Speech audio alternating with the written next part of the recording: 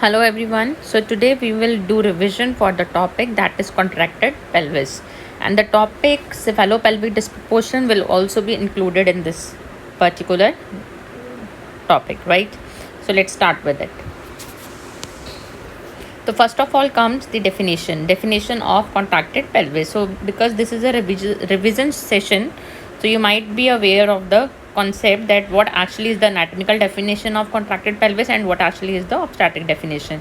So we will start with the anatomical first, right? So anatomical definition says that the contracted pelvis is defined as one where the essential diameters of one or more planes are shortened by 0.5 centimetre. ठीक है, anatomically का मतलब क्या है? Structure wise.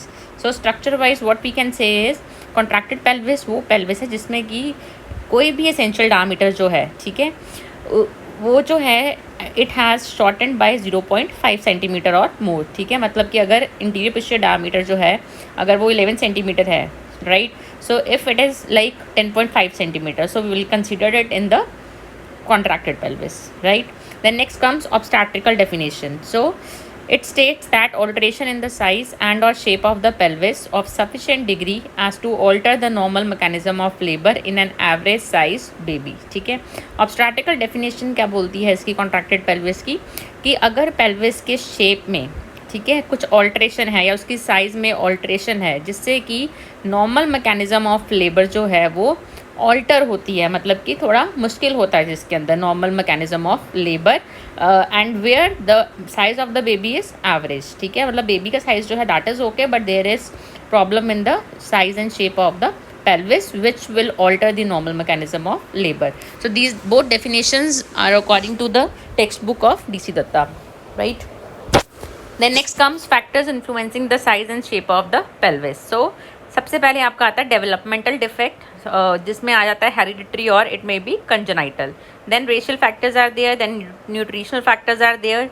ठीक है, then next come sexual factors. ठीक है, सेक्सुअल फैक्टर्स में आपका जाता है if like there is more amount of androgen hormone that may produce android pelvis. Android pelvis कैसा होता है? Which is heart shape. Then next comes metabolic factors. ठीक है, मेटाबॉलिक फैक्टर्स में आपका जाता है सच एज रिकेट्स और ऑस्टियोमेलेशिया.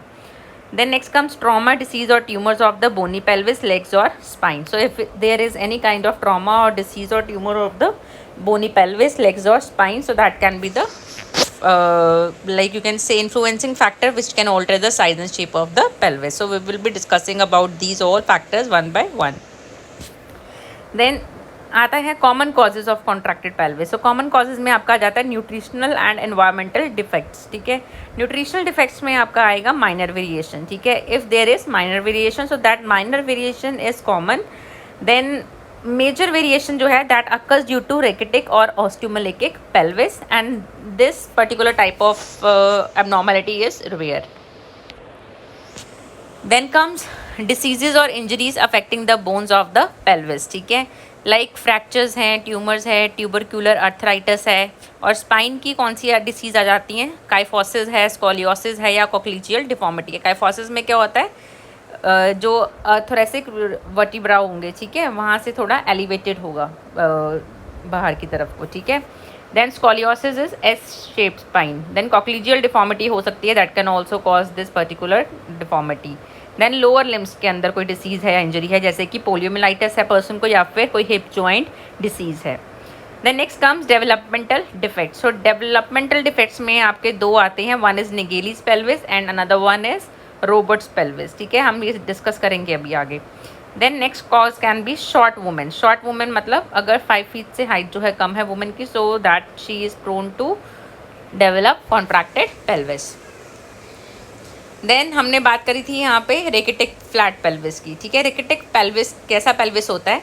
लाइक अर्ली चाइल्डहुड में there is one vitamin D deficiency अगर होती है तो दैट कैन कॉज रिकेट्स. ठीक है, so when the bones remain soft and unossified, जो बोन्स होगी वो सॉफ्ट होगी और अनऑसिफाइड होगी. And in childhood changes occur in the bony pelvis due to weight bearing. So the classic changes in the pelvic bones are shown like under. ठीक है, क्या क्या चेंजेस आएंगे रेकेटिक पेल्विस में? रेकेटिक पेल्विस अगर होगा, ठीक है, तो that will be associated with rickets, right, which occurs in early childhood, right. Vitamin D की डेफिशिएंसी होता है, हमें पता है. सो अगर रेकेटिक पेल्विस है तो उसका इनलेट कैसा होगा? सो इनलेट के अंदर what changes will be there, जो सैक्रल प्रोमोटरी होगी that will be pushed downward और forward producing a reniform shape, ठीक है। देन जिसकी वजह से सैक्रल प्रोमोटरी जो है वो डाउनवर्ड और फॉरवर्ड होगी, इसकी वजह से एंटीरियर पोस्टीरियर डायमीटर जो है वो इनलेट का that will be shortened. Then the cavity, ठीक है, cavity of a rachitic pelvis, so sacrum is tilted backward, then sharp angulation at sacrococcygeal joint will be there, ठीक है, जो सैक्रम होगा that will be tilted backward अगर हम cavity की बात करते हैं। And next coming towards the outlet, outlet में क्या होगा, there will be widened transverse diameter and pubic arch, this is, ठीक है। सो जो ट्रांसवर्स डायमीटर है that will be widen. So these are the picture, you can see how the pelvis looks like in case of rachitic flat pelvis. Then next comes osteomyelitic pelvis, ठीक है। osteomyelitic pelvis जो है that also occurs in the childhood, ठीक है। So due to softening of the pubic bones, the promontory is pushed downwards and forwards and the lateral pelvic walls are pushed inwards, causing the anterior wall to form a beak। इस तरह से देखिए आप जो walls होंगी pelvis की, ठीक है, they will be pushed inwards, ठीक है, और जिसकी वजह से जो इंटीरियर वॉल होगी they will form a beak like this as you can see in this picture, right. So markedly shortened sacrum, जो सैक्रम होगा वो भी स्मॉल होगा and coccyx is also pushed forward in case of osteomalacic pelvis. Then developmental defects में हमने पढ़ा था Naegele's pelvis है, रोबोट्स पेल्विस है ना, स्कोलियोटिक पेल्विस है। स्कोलियोटिक पेल्विस जो था that is due to scoliosis, right. So disease affecting one hip or sacroiliac joint.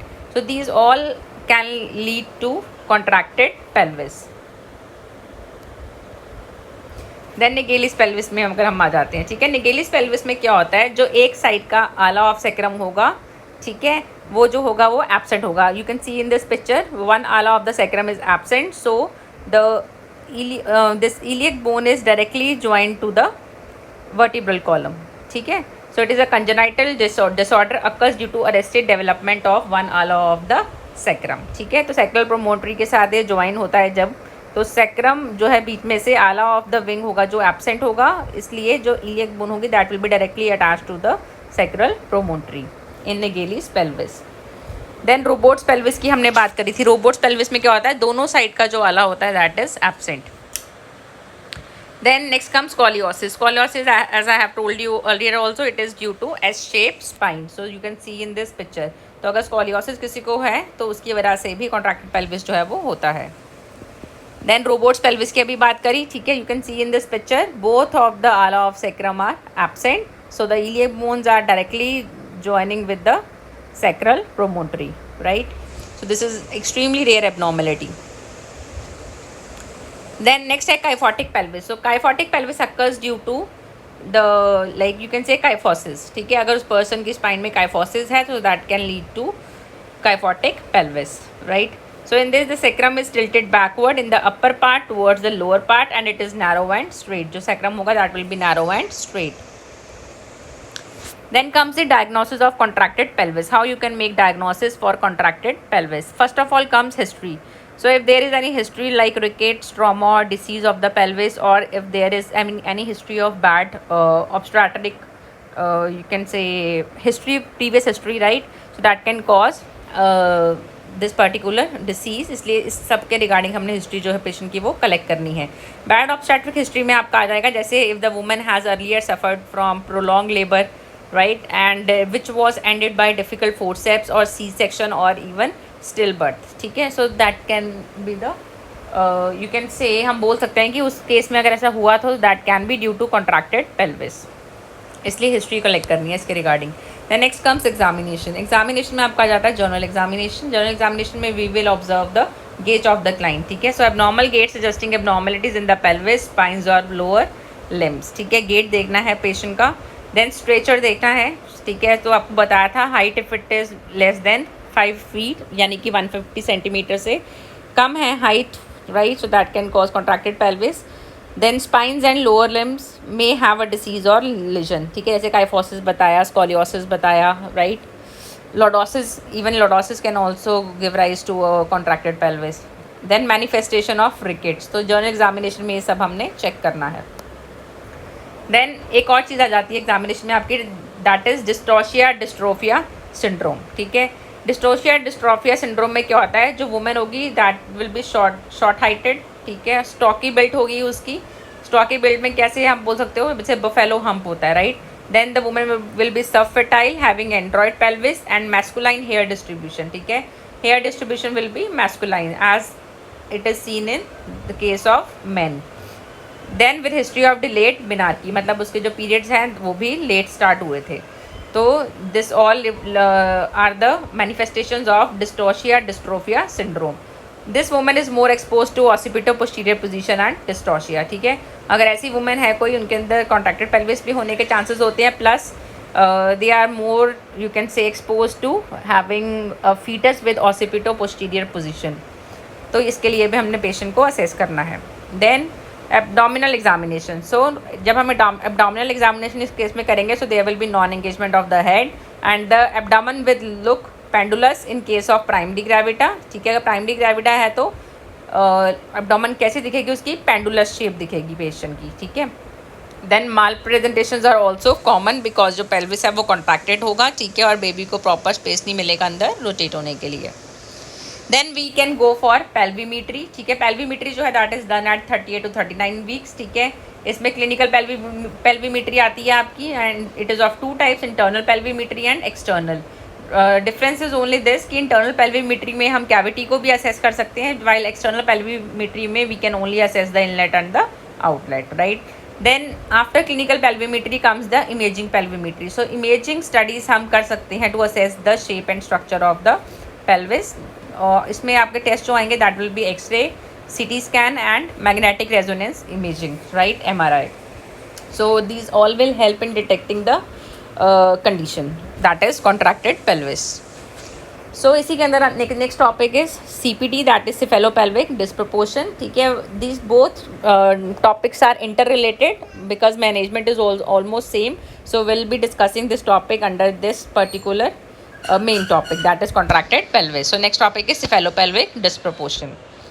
So what actually is cephalopelvic disproportion? Disproportion in relation to the pelvis is a state where the normal proportion between the size of the fetus to the size of the pelvis is disturbed, ठीक है। इसमें क्या होगा, there will be you can say there will be not enough proportion, the size of the fetus will not be in proportion to the size of the pelvis, ठीक है। इसमें क्या होता है, there will be disparity in the relation between the head and the pelvis is called cephalopelvic disproportion, ठीक है। सो हो सकता है जो पेल्विस का साइज़ है, ठीक है, वो जो है वो नॉर्मल है, लेकिन जो बेबी का साइज़ है वो बड़ा है, मतलब बिग बेबी है, या फिर उसका बेबी का हेड जो है वो बड़ा है, like as you can see it in hydrocephalus. The condition that is hydrocephalus, उसमें जो हेड होता है बेबी का that will be abnormally enlarge, और it can be either due to जो एवरेज बेबी का साइज जो है that will be average size but the pelvis is contracted. So because there is disproportion, that's why we are calling it as cephalopelvic disproportion, मतलब there will be disproportion between the head of the baby and or size of the baby with that of the pelvis, right. Then हमने एक class में discuss किया है पहले भी, right. So what actually are the types of variations which are observed in CPD, right. So सबसे पहले आपका आता है इसमें pelvic inlet contraction. So pelvic inlet contraction is considered when the obstetric conjugate is less than 10 centimeter or the greatest transverse diameter is less than 12 centimeter or diagonal conjugate is less than 11 centimeter, ठीक है। pelvis जो है वो inlet से contracted है, कैसे पता चलेगा हमें, when the obstetric conjugate is less than 10 centimeter or the transverse diameter is less than 12 centimeter and the diagonal conjugate is less than 11 centimeter, क्योंकि ये इनलेट के नॉर्मल डायमीटर्स हैं वैसे, है ना। तो अगर 10 सेंटीमीटर से कम होगा obstetric diameter तब हम उसे इनलेट कॉन्ट्रैक्शन में कंसिडर करेंगे, और या फिर ट्रांसवर्स डायमीटर का 12 सेंटीमीटर से कम होगा तब भी उसको कंसिडर करेंगे, या फिर डायगोनल कॉन्जुगेट जो है if it is less then 11 centimetre then that will be put in this category, that is pelvic inlet contraction. Then है contracted mid pelvis, ठीक है। So mid pelvis is considered contracted when the sum of the interischial spinous and posterior sagittal diameters of the mid pelvis is 13 centimeter और below, ठीक है। mid pelvis contraction हम कब consider करते हैं, जब दोनों का total interischial spinous and posterior sagittal diameters of the mid pelvis, ठीक है, they both are like 13 centimeter or below, then that will be considered as contracted mid pelvis. Then है diagnosis of CPD at the brim. ठीक है, जो brim है, inlet है, ठीक है, वहाँ पे कॉन्ट्रैक्शन है, और if there is like CPD, then how we can make diagnosis for the same, so that we are going to cover under this particular slide. So clinically we can go for abdominal method or we can go for abdomino-vaginal method. And abdomino-vaginal method, as I have already discussed in the class also, that method is known as Muller-Munro Kerr technique. So these are the scientists who discovered this technique. तो उनके नाम के ऊपर ही रखा गया है ये, right. सो abdomino-vaginal जो मेथड है, इसके अंदर दो मेथड्स आपके आते हैं. One is imaging pelvimetry, another one is cephalometry. ठीक है. और क्या मेथड हैं डायग्नोसिस बनाने के CPD के, और अगर ब्रिम के ऊपर CPD है तो so we can go for imaging studies. ठीक है, इमेजिंग पेल्विमेट्रीज और इमेजिंग स्टडीज़ जा कर सकते हैं. MRI करेंगे, then we can also go for x-ray clinical. X-ray clinical जो है उससे हमें लाइक पता चल सकता है, ठीक है, बट ज़्यादातर एक्सरे वाला मेथड जो है वो हम यूज़ नहीं करते. MRI और अल्ट्रासाउंड से जो है वो क्लियर हो जाता है पिक्चर. देन आ जाइए एब्डोमिनल मेथड पे. ठीक है, abdominal method as you can see in this particular picture. ठीक है, this picture depicts the abdominal method of finding out, और you can say it helps in detecting the CPD. So what we are doing in this particular method, we will put the patient in dorsal position, and we will ask the patient to flex her thighs and separate it, right. Then the head of the fetus is grasped by the left hand. ठीक है, जो आपका non dominant hand होगा, ठीक है, उससे आपने head जो है बच्चे का ग्रैप्स करना है, as you can see in this picture. And the two fingers of the dominant hand, ठीक है, suppose you are a right handed person, so two fingers of the right hand are placed above the symphysis pubis like this. ठीक है, इस तरह से दो fingers जो है वो प्लेस करनी है सिम्फाइसिस प्यूबिस के ऊपर.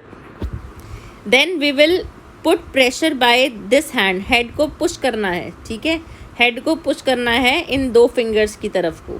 ठीक है, अगर ओवरलैपिंग आपको फील होती है, ठीक है, दैट ओवरलैपिंग और extent of overlapping depicts like how much contraction is there in the pelvis. ठीक है, सो इसके इंटरफियरेंसेस क्या क्या आएंगे. ठीक है, suppose if there is like the head can be pushed down in the pelvis without overlapping of the parietal bone on the symphysis pubis. ठीक है, तब हम उसे क्या बोलेंगे, there is no disproportion. ठीक है, हेड को आप पुश कर रहे हो and there is like absence of overlapping of the parietal bone over the symphysis pubis, जिसे आप फील कैसे करेंगे अपने टू फिंगर्स जो आपने डोमिनेंट हैंड की रखी थी उनके साथ. so that indicates there is no disproportion. Then comes moderate disproportion. Moderate disproportion में क्या होता है, हेड को हम पुश करते हैं नीचे की तरफ को, and then there is slight overlapping of the parietal bone evidenced by touch on the under surface of the finger. ठीक है, सर अगर जो ओवरलैपिंग है वो 0.5 सेंटीमीटर या 1/4 इंच फील होती है हमें, दैट इंडिकेट्स मॉडरेट डिस्प्रपोर्शन. ठीक है, और सीवियर डिस्प्रपोर्शन कब होगा, जब हम हेड को नीचे की तरफ को पुश कर रहे हैं अपनी टू फिंगर्स की तरफ को, सिम्फाइसिस प्यूबिस की तरफ को, एंड हेड जो है वो बिल्कुल भी मतलब आप बोलोगे पुश कर हो नहीं पा रहा है, आगे जा नहीं पा रहा है उस पोजीशन से. ठीक है, तो that indicates severe disproportion. So this is for abdominal method. Then next comes abdominovaginal method. इसमें आपका कौन सा मेथड आता है, मुलर-मुनरो कर् टेक्निक. ठीक है, so this is the bimanual method as you can see in this picture. ठीक है, so one hand will be over the abdomen और you can say over the symphysis pubis. ठीक है, और दूसरा हैंड जो होगा that will be inserted inside the vagina. So this bimanual method is superior to the abdominal method as the pelvic assessment can be done simultaneously. क्योंकि इसमें we are introducing our fingers inside the vaginal cavity, so we can also assess the degree of contraction. ठीक है, and we can also assess the pelvis. तो pelvimetry भी साथ साथ में कर सकते हैं. So this is more superior method. Then Muller introduced the method by placing the vaginal fingertips at the level of ischial spine. So fingers कहाँ तक insert करनी है, above the level of ischial spine, and to note the descent of the head, कि जो head है उसका station क्या है. As we all know, station of head is always determined in relation to the level of ischial spine. So Munro-Kerr added placement of the thumb over the symphysis pubis to note the degree of overlapping. ठीक है, ये देखिए दो fingers जो हैं that are inside the vaginal cavity and one finger is above the symphysis pubis. ठीक है, तो इस तरह से प्लेस करनी है. Then the patient is asked to empty the bladder. The patient is placed in lithotomy position and the internal examination is done, taking all the aseptic precautions. So 2 fingers of the right hand are introduced into the vagina with fingertips placed at the level of ischial spine, and thumb is placed over the symphysis pubis. तो इस तरह से picture में दिखाया गया है, इस तरह से आपने हैंड्स की प्लेसमेंट करनी है. Then the head is grasped by the left hand and is pushed in a downward and backward direction into the pelvis. ठीक है, हेड को इस तरह से पकड़ के बेबी के पर एब्डोमिनली उसको नीचे की तरफ को पुश करना है. And with the help of these 2 finger we will assess the level of overlapping. ठीक है, सो इंटरफियरेंसेस क्या क्या आती हैं, ऐसे क्या क्या आप इंटरप्रेट कर सकते हो.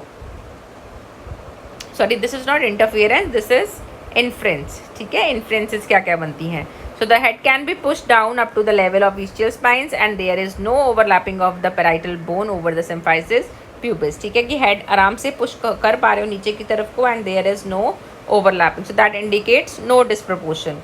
Then next comes the head can be pushed down a little but not up to the level of ischial spines. ठीक है, but there is slight overlapping of the parietal bone. कि हेड को आप push कर पा रहे हो but we are not able to push it up to the level of ischial spines, and साथ में जब पुश कर रहे हो तो there is slight overlapping like 0.5 centimeter to 1/4 inches. ठीक है, so that indicates slight or moderate disproportion.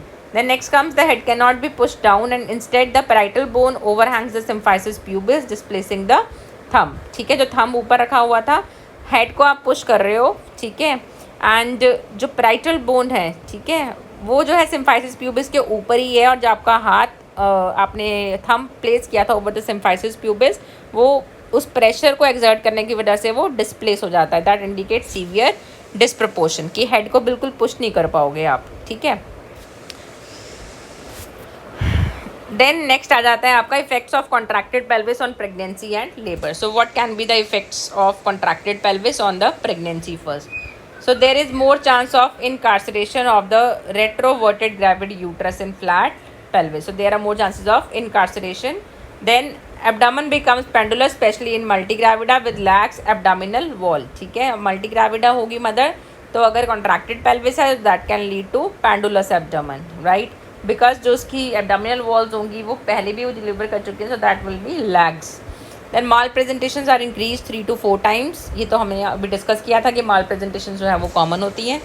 Then labour पे कैसे इफेक्ट पड़ेगा. ठीक है, सो लेबर के ऊपर ये इफेक्ट पड़ेगा कि there will be early rupture of the membranes and there will be increase chances of cord prolapse, और साथ में ही सर्वाइकल डायलेटेशन जो होगी वो भी स्लो डाउन हो जाएगी. ठीक है, then this particular condition can also give rise to obstructed labour. ठीक है, ऑब्स्ट्रक्टेड लेबर हो सकती है ये, और प्रोलॉन्ग लेबर भी इससे हो सकती है, right. And there are increase incidents of operative interference like shock postpartum and haemorrhage and sepsis. So क्योंकि कॉन्ट्रैक्टेड पेल्विस है तो there will be increase incidence of operative interference. ठीक है, हो सकता है फोर्सेप्स अप्लाई करने पड़े डिलीवर करने के लिए हमें. ठीक है, जिसकी वजह से पेशेंट में डेवलप शॉक, पोस्टपार्टम इन्फेक्शन, जिसे या पोस्टपार्टम हेमरेज और सेप्सिस हो सकता है उससे. Then maternal injuries. ठीक है, मैटरनल इंजरीज जो है वो होने के चांसेस हैं like if there is spontaneous delivery और if there is operative delivery, दोनों में चांसेस हैं. ठीक है, होने के मैटरनल इंजरीज. फीटल हैजार्ड्स होने के चांसेस हैं, it will lead to foetal trauma और even it can lead to birth asphyxia. ठीक है, so overall the perinatal mortality and morbidity both are increase in case of contracted pelvis. Then comes management of contracted pelvis. तो management जो है वो depend करती है कि कितनी कॉन्ट्रैक्शन है. माइनर डिस्प्रपोर्शन है तो we can go for vaginal delivery, moderate disproportion है तो we can go for trial labour. ठीक है, इफ़ फेल, अगर ट्रायल लेबर फेल हो जाती है then we can go for caesarean section, so that will be the best option. अगर marked disproportion है और सीवियर और एक्सट्रीम डिग्री कॉन्ट्रैक्टेड पेल्विस है तो हम कभी रिस्क नहीं लेंगे, we can always prefer caesarean section. So trial labour का टॉपिक भी इसी के अंदर आता है ना. ट्रायल लेबर में क्या करते हैं हम, अगर suppose moderate level of contraction है तब हम एक एक्सपेक्टेड वॉचफुल एक्सपेक्टेंसी देते हैं कि वजाइनल डिलीवरी हो जाए. बट ट्रायल लेबर हमेशा वहीं पे प्रैक्टिस किया जाता है अगर आपके पास प्रॉपर डिलीवरी के जो इंस्टीट्यूट है जहाँ पे आप कर रहे हो, that should be fully equipped with all the neonatal services, ठीक है, और प्रॉपर वहाँ पे सारी फैसिलिटीज़ होनी चाहिए, तभी हम ट्रायल लेबर को इम्प्लीमेंट करते हैं। सो नेक्स्ट है indications of caesarean section in contracted pelvis, ठीक है, कॉन्ट्रैक्टेड पेल्विस है और सी सेक्शन के क्या क्या इंडिकेशंस है। मॉडरेट डिस्प्रपोर्शन है तब हम कर सकते हैं सी सेक्शन, मार्क डिस्प्रपोर्शन है तो हमेशा सी सेक्शन ही करेंगे, कॉन्ट्रैक्टेड आउटलेट कॉन्ट्रैक्शन है तो भी करेंगे, contracted pelvis with other indications like if the mother is elderly primary gravida और if there are mal presentation or if there are placenta previa, so we can go for C section. Then comes the complications of contracted pelvis. क्या complications हो सकती हैं during pregnancy? अभी बताया, there will be mal presentation, pendulous abdomen and there will be non engagement of the head. Then during labor, cervical dilatation will be slow, prolonged labor will be there, along with that there will be obstructed labor and अगर हम notice नहीं करेंगे तो it can even lead to neglected labor, और neglected labor अगर होगी तो that can cause rupture uterus. Then there will be premature rupture of membrane and cord prolapse, and then there will be injury to the pelvic joints and increased chances of postpartum hemorrhage, following which the patient may develop shock.